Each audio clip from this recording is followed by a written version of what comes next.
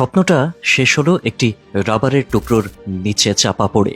দুপুর 12:20, রাজধানীর ফার্মগেট। ব্যস্ত নগর জীবনের একদম স্বাভাবিক সময়। অফিস ফেরত বা ক্লাস শেষ করে অনেকেই তখন ফুটপাত ধরে হাঁটছেন। হঠাৎ করে আকাশ কাঁপিয়ে ধ্বনিত হলো এক ভয়াবহ শব্দ।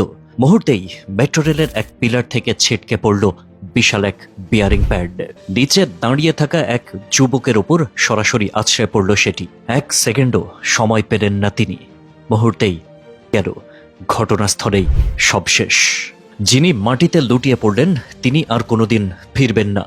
হয়তো তিনি কারো ছেলে, কারো স্বামী, কারো বাবা। আমাদের মতোই এক সাধারণ মানুষ। জীবিকার তাগিদে এই শহরে এসেছিলেন স্বপ্ন নিয়ে। সেই স্বপ্নটা শেষ হলো একটি রাবারের টুকরোর নিচে চাপা পড়ে। না, এটা কোনো আকস্মিক দুর্ঘটনা নয়, কারণ এটি নতুন কিছু নয়।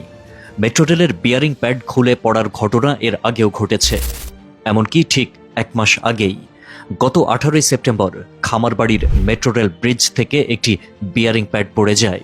তখনও মেট্রো রেল চলাচল বন্ধ ছিল 11 ঘন্টা। তদন্ত কমিটি গঠন করা হয়েছিল। বলা হয়েছিল ত্রুটি পাওয়া গেছে নকশাই ও নির্মাণে। কিন্তু তারপর কি হলো? সেই ত্রুটি ঠিক করার উদ্যোগ নেওয়া হলো কি? আজকের এই মৃত্যুই প্রমাণ করে, না, কিচ্ছু হয়নি। 2024 সালেও এমন ঘটনা ঘটেছিল। তখনও একাধিক ঘন্টা বন্ধ ছিল মেট্রো রেল। তখন 7 সদস্যের তদন্ত কমিটি গঠন হয়েছিল, কিন্তু তাদের প্রতিবেদনের পর কোনো কার্যকর পদক্ষেপের খবর আর পাওয়া যায়নি। দায়সারাভাবে বলা হয়েছিল আল্লাহ ভালো জানেন, অথচ বিষয়টা সম্পূর্ণ প্রযুক্তিগত, মানবিক দায়িত্ব ও ত্রুটিপূর্ণ বাস্তবায়নের ফল। বুয়েটের মেকানিক্যাল ইঞ্জিনিয়ারিং বিভাগের বিশেষজ্ঞরা মেট্রো রেল নির্মাণের সময় এই রাবার বিয়ারিং প্যাডের মান নিয়ে আপত্তি জানিয়েছিলেন। তাদের করা সাস্টেইনেবিলিটি টেস্টে এই প্যাডেলগুলো ফেল করেছিল।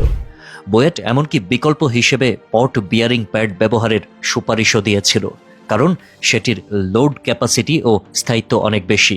কিন্তু সেই পরামর্শ উপেক্ষা করা হয়।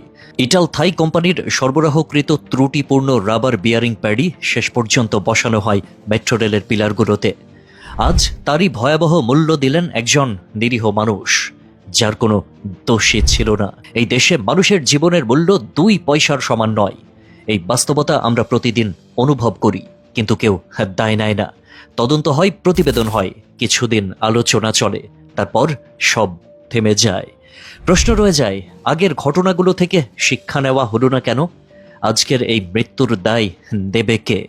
আগামীকাল যদি আবার আরেকটি বিয়ারিং প্যাড খুলে পড়ে, তখনও কি আমরা একইভাবে বলবো দুর্ভাগ্য?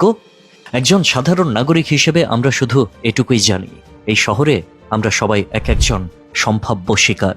আজ সে চলে গেছে, কাল হয়তো আমি, আপনি, কেউই নিরাপদ নই।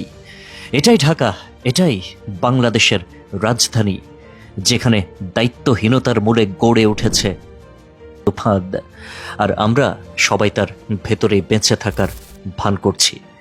আল্লাহ হাফেজ।